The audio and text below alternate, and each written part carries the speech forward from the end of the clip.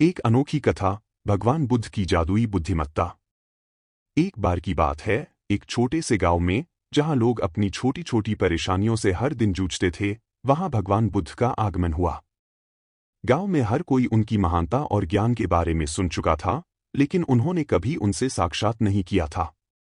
गांव के लोग भगवान बुद्ध से मिलने के लिए बहुत उत्सुक थे, लेकिन उनके पास एक विशेष समस्या थी। गांव के एक कोने में एक बड़ा और अद्भुत वृक्ष था, जिसे उन्होंने ज्ञान वृक्ष नाम दिया था। इस वृक्ष की शाखाओं में सोने की पत्तियां लटकी थीं, जो बहुत ही सुंदर और चमकदार थीं। गांव वाले मानते थे कि जो भी व्यक्ति इन सोने की पत्तियों को छू सकेगा, उसे अमर ज्ञान प्राप्त होगा। गांव के लोग भगवान बुद्ध से अनुरोध करने आए कि वह उन्हें बताएं कि कैसे इस ज्ञान वृक्ष की पत्तियों को छूकर अमर ज्ञान प्राप्त किया जा सकता है। भगवान बुद्ध मुस्कुराए और उन्होंने कहा, इस वृक्ष की पत्तियां छूने की आवश्यकता नहीं है। सच्चा ज्ञान तुम्हारे भीतर ही छिपा है। गांव वाले चकित हो गए और समझ नहीं पाए। भगवान बुद्ध ने फिर उन्हें एक सरल उपाय बताया।